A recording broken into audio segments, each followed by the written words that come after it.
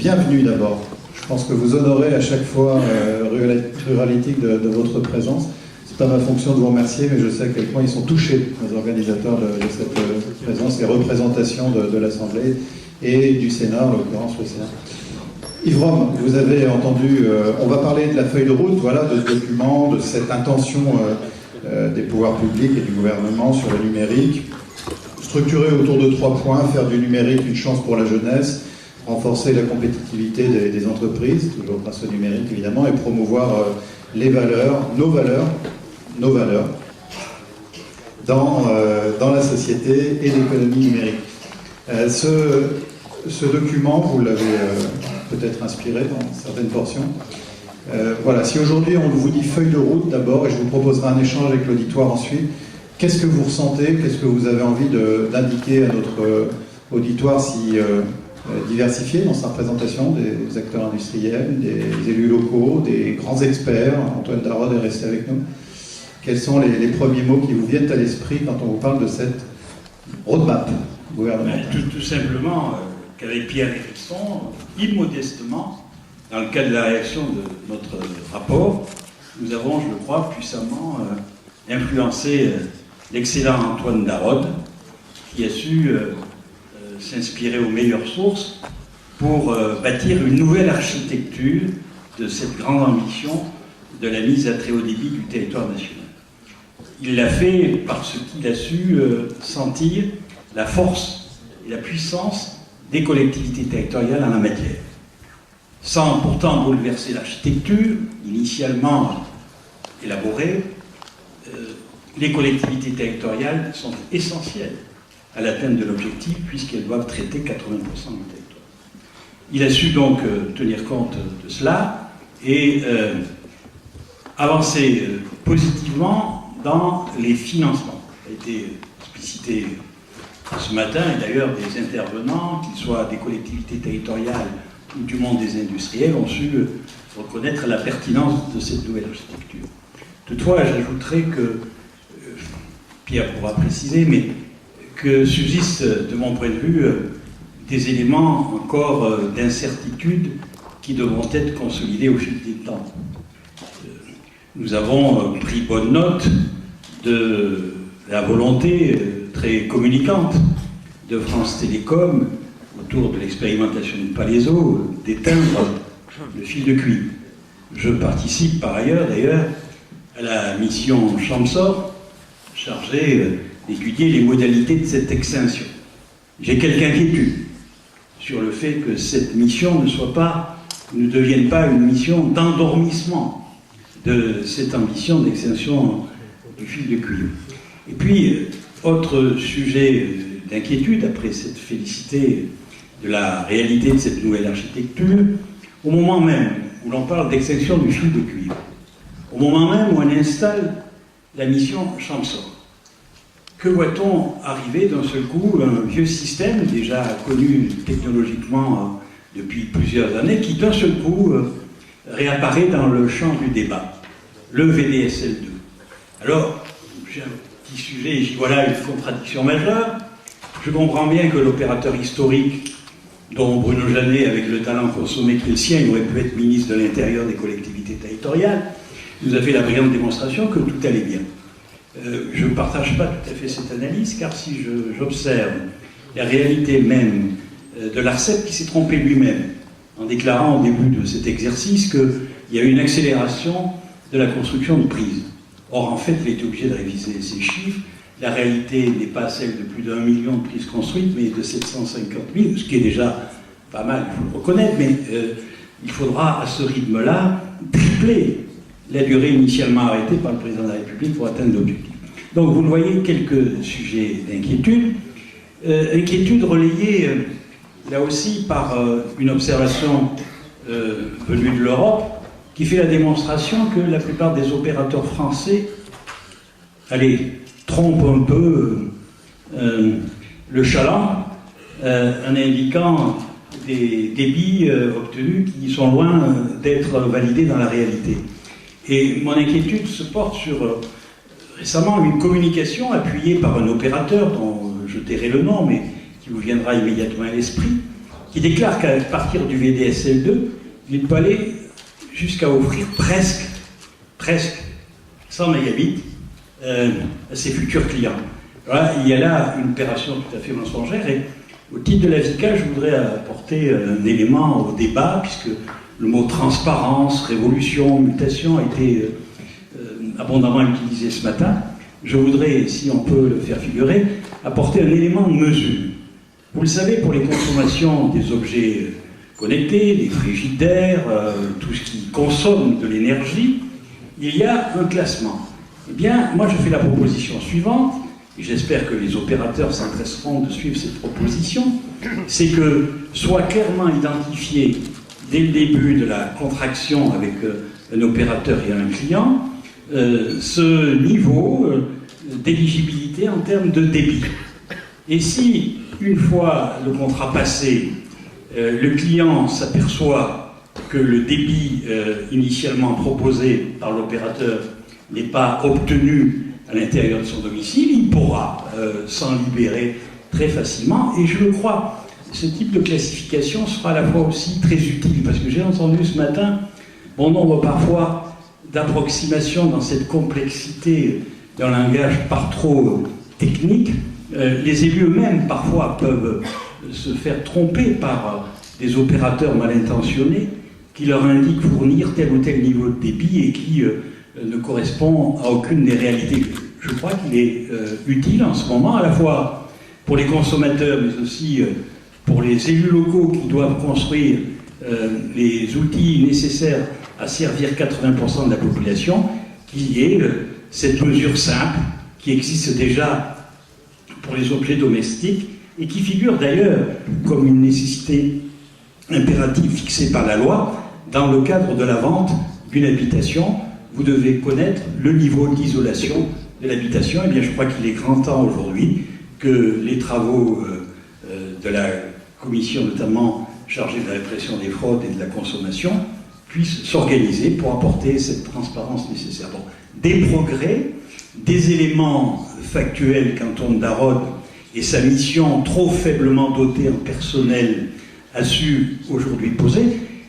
Avec Pierre Hérisson, dans le cadre de notre rapport, nous avions plaidé pour une nouvelle loi qui mettrait à nouveau dans le dispositif législatif de notre pays les évolutions constatées, mais qui devrait s'accompagner, et là j'y insiste puissamment, de la création d'une agence qui, aux côtés de l'État et des élus, vont couvrir 80% du territoire national, l'expertise, le suivi des engagements, car aujourd'hui, les opérateurs, ça a été dit ce matin, nous racontent de belles histoires, mais les conventions sur lesquelles ils veulent s'engager, nous appelons au niveau de la VICA à ce que les collectivités ne les signent pas.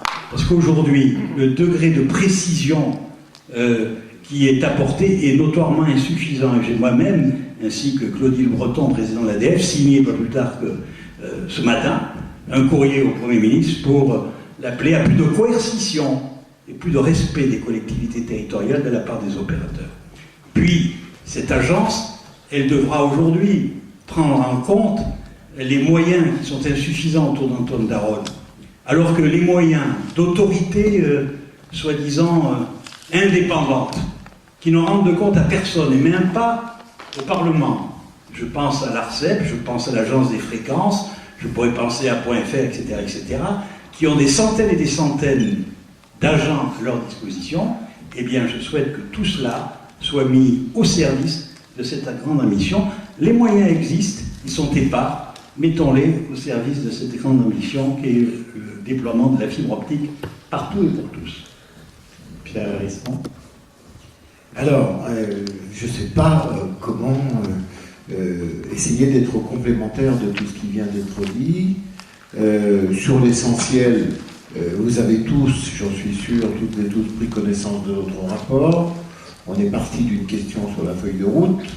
Donc, on reste sur la feuille de route. Peut-être un avantage par l'âge et par la durée, c'est que j'ai quelques responsabilités dans ce domaine au Sénat ou à travers ce que j'appelle moi les satellites, que ce soit la Commission supérieure télécom, j'ai été le rapporteur des textes sur les télécoms, et je suis parlementaire depuis 93 et sénateur depuis 95. Donc j'ai fêté mon 20e anniversaire de mandat parlementaire il n'y a pas très longtemps, et je voudrais dire que la chance pour moi, c'est d'avoir connu, on va faire simple, 1990, la séparation de cette grande administration qui devient entreprise publique et la création de France Télécom.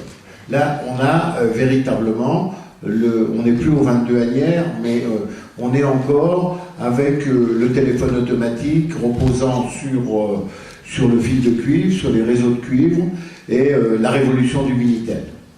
On connaît encore assez faiblement, ou pas de manière pas très développée, le Radiocom 2000, que certains d'entre vous se souviennent, des choses qui étaient hors de prix, tant en investissement qu'en coût d'utilisation et d'abonnement. Et puis on voit très rapidement se développer un certain nombre de choses. Moi, ce que je voudrais dire à la feuille de route, c'est qu'on est dans des technologies où ce que nous disons cet après-midi sur cette tribune n'a pas grand-chose à voir avec ce que nous disions il y a quelques années, et qu'il nous faut anticiper parce que l'évolution d'une technologie a son importance. Essayez de vous souvenir, il y a une quinzaine d'années, et de trouver les commentaires qui étaient faits sur la fibre optique. On parlait des autoroutes de l'information, on parlait de choses de ce type. Mais qui aurait imaginé que 15 ans plus tard, on se pose la question de savoir comment on trouve les moyens pour que les délais les plus courts de passage du cuivre à la fibre optique puissent se faire avec un opérateur historique qui dispose d'un réseau cuivre qui couvre la totalité du territoire et qui lui permet de couvrir ses engagements de service universel. Où que vous soyez sur le territoire, vous avez droit au service universel du téléphone, alors qu'il n'y a pas de service universel de la téléphonie mobile, il n'y a pas de service universel de l'Internet, il n'y a pas de service universel de la DSL. C'est au fil du temps un certain nombre de choses qui ont été évoquées, mais qui n'ont pas abouti tout simplement parce qu'entre-temps on a transposé des directives européennes qui se sont appliquées à notre pays, à nos territoires, et qui ont un principe de base, c'est la concurrence entre les opérateurs. Ensuite, on a fait un choix que tout le monde doit respecter, parce que c'est un choix qui a été entériné par le Parlement et qui a été introduit dans la loi, c'est que on a aujourd'hui privilégié, de par nos stratégies, le coût le plus bas possible de la consommation, donc du fonctionnement, et on a privé les opérateurs qui disposent de capacités et de moyens techniques et technologiques nouveaux, on les a privés par la diminution des prix de leur capacité d'investissement, et on ne peut plus aujourd'hui leur imposer autant de choses que ce qu'on avait imaginé il y a quelques années, en particulier au moment des textes sur la transformation de France Télécom en société anonyme, sur l'ouverture à la concurrence, sur le dégroupage, sur l'ouverture de la boucle locale, etc., etc. Il est bon à certains moments de rappeler toutes ces choses-là, ne serait-ce que pour comprendre que pour l'avenir, les nouvelles technologies doivent s'intégrer à la réflexion globale et au cadre global. Alors, on ne va pas ouvrir le débat pour savoir si c'est bien d'avoir la fibre de bout en bout sur notre territoire le plus rapidement possible. Je dis simplement qu'il y a ceux qui seront servis tout de suite, et que dans le meilleur des cas, il y en a qui seront servis dans 10 ans. Comme, j'allais dire, par simple observation de tous les calendriers qu'on a pu développer, on sait bien que quand on dit 20 ans, ça veut dire 30, quand on dit 15 ans, ça veut dire 20, et quand on dit 10 ans, ça veut dire 15 ou peut-être même un peu plus, surtout quand il faut engager un certain nombre de milliards pour arriver à tenir nos objectifs. Donc je me dis, je réfléchissais ce matin en venant jusqu'ici, je me dis l'évolution des technologies, est-ce qu'il ne faudrait pas trouver le moyen, et là je m'adresse à mes collègues Yves-Rome avec qui nous avons travaillé, ou à d'autres parlementaires qui sont dans la salle, est-ce que les technologies hertziennes, on ne pourrait pas quelque part les imposer dans les zones qui seront servies en dernier, c'est-à-dire par exemple ouvrir la 4G en partant des zones à faible densité et aller vers les zones en dehors des zones denses qui trouvent leur équilibre immédiat, mais pour tout le reste du territoire. La particularité de notre pays dans l'Union européenne, c'est que c'est un grand pays, que la règle qui n'a pas beaucoup changé depuis 50 ans, c'est 80% des habitants sur 20% du territoire, et 20% par, évidemment, l'opposé, pas 20% des habitants sur 80% du territoire. Alors, quand je vois qu'on est encore avec beaucoup de difficultés à réduire, voire à imaginer de supprimer le transport de l'aide au transport de la presse au nom de l'égalité du citoyen, l'accès à l'information, est-ce qu'on n'a pas la même obligation, le même devoir à l'ensemble des citoyens sur le territoire de la même manière, avec égalité? C'est pas le président de l'Association des maires ruraux de France qui vient d'entrer qui dira le contraire. Alors, tout ça, bien sûr, pour aller compléter ce que dit Yves Rome, je crois qu'on a fait ce choix de privilégier les coûts les plus faibles avec l'arrivée du 4e opérateur, mais ça avait déjà commencé avant, hein, ça s'est accéléré, c'est vrai. Mais c'est vrai que les opérateurs virtuels avaient aussi contribué à essayer de faire des offres forfaitaires, à faire un certain nombre de choses. D'ailleurs, pour ceux qui s'intéressent à la navette actuellement de la loi sur la consommation, on voit bien apparaître une volonté d'assouplissement, de la possibilité de résilier un contrat. Quand on voit ce qui a été présenté tout à l'heure par Yves Rome sur la montée en débit et le non-respect des débits de l'offre commerciale par rapport à la réalité, il y a quelque part d'abord une publicité mensongère, ensuite une contractualisation qui repose sur des engagements qui ne sont pas tenus. Il appartiendra au législateur que nous sommes, à la fois de permettre la résiliation et en cas de débordement, de prévoir les sanctions, d'autant qu'il nous faut réintroduire dans la loi, ça ne nous a pas échappé, la possibilité pour l'ARCEP aujourd'hui de sanctionner dès lors que les choses se passent mal. Donc, quand je dis complément, c'est un peu ça, c'est de dire comment on fait pour se donner les outils d'harmonisation, de complémentarité des différentes technologies, mais j'ai eu la même impression, puisque je fais également partie de la commission Champsor, c'est qu'on était en train quelque part de ressortir les voitures des années 50, essayer de démontrer qu'elles vont aussi vite que les voitures d'aujourd'hui, qu'elles remplissent dans les mêmes conditions la sécurité des passagers, etc., etc. C'est pas tout à fait la même chose. Une voiture de collection, c'est très beau, mais ça ne sera jamais, ça ne répondra jamais aux exigences de confort et aux exigences de sécurité d'aujourd'hui. Donc, à travers tous ces éléments, je voudrais dire, c'est que ça va aller de plus en plus vite.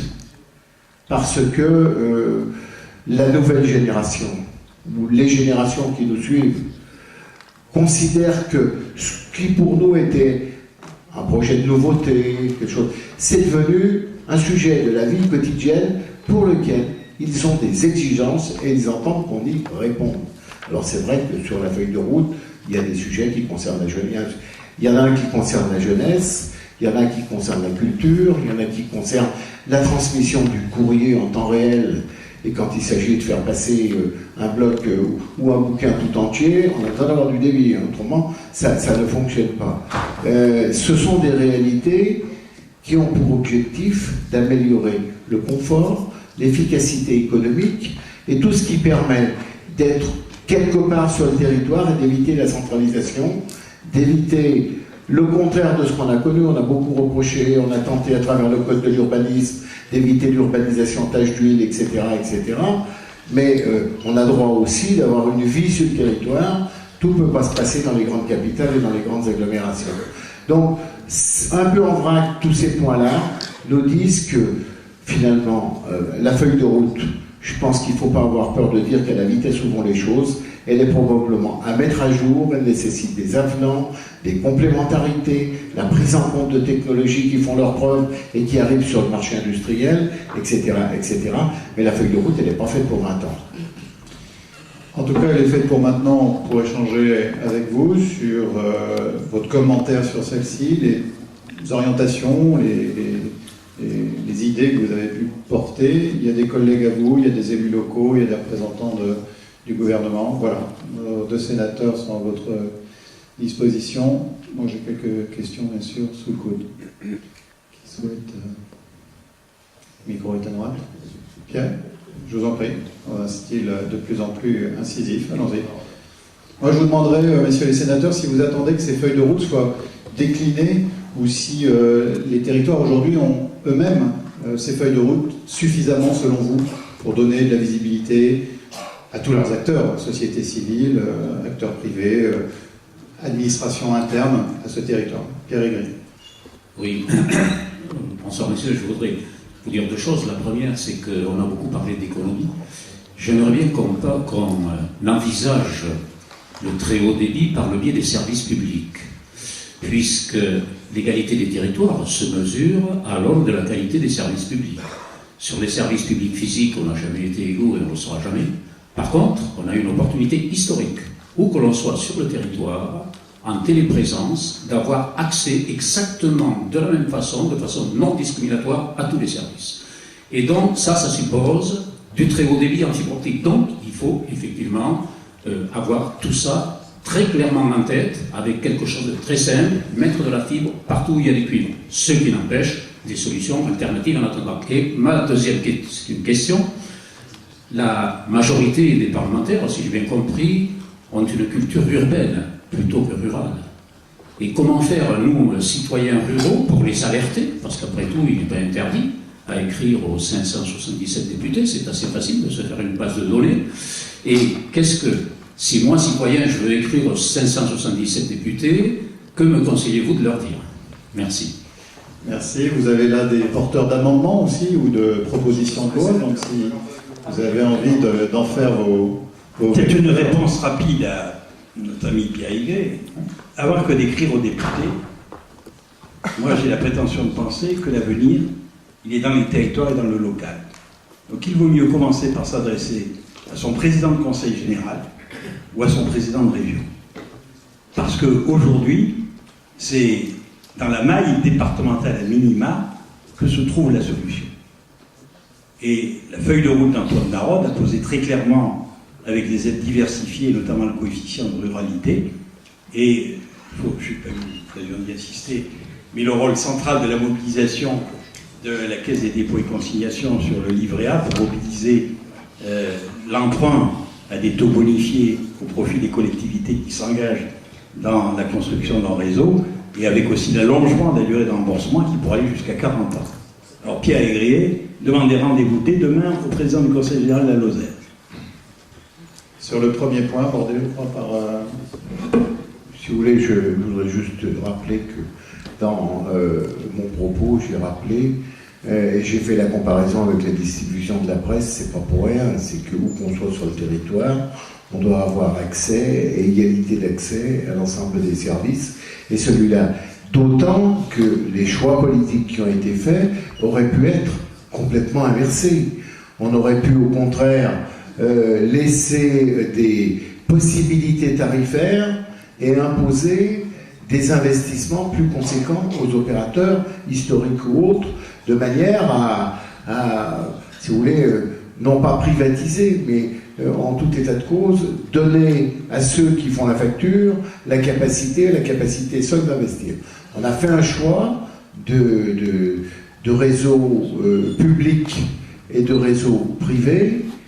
Faut-il encore que la démonstration se fasse maintenant et que les moyens soient trouvés pour démontrer que le choix que nous avons fait permet d'aller plus rapidement dans ce que vous avez développé que si les choses s'étaient faites autrement. Mais il faut aussi rappeler tous les jours qu'une prise d'Internet sur un réseau coaxial ou fibre optique ou cuivre à travers la DSL ou le DSL, grosso modo, chez nous, ça commence à 9,90 € et ça va en moyenne autour de 29 ou 30 €, et qu'aux États-Unis, qui est l'exemple même du système autre, c'est-à-dire où les opérateurs ont la charge totale de l'investissement et il n'y a pas d'accompagnement d'argent public, il y a une prise Internet, ça coûte 150 $ par mois. Voilà. Donc, ne critiquons pas la méthode, essayons de l'aider à démontrer qu'on a fait le bon choix. Voilà, je vous propose de remercier nos deux sénateurs qui font beaucoup pour le numérique et sa couverture de nos territoires, et pas que de l'heure, évidemment. Merci à l'Oise et à la Haute-Savoie. Dernier mot, Pierre ? Oui, juste un trait d'humour pour dire que moi qui retourne dans le pays de Jean-Jacques Rousseau, imaginez Jean-Jacques Rousseau à notre époque avec les moyens dont nous disposons. Qu'est-ce qu'il ferait ? Vous voyez l'importance, la Vous dimension écoutez du les siècle des Lumières. Est-ce que vous Écoutez voyez les la mille. dimension ? Ouais. Très bien, merci de ce croisement.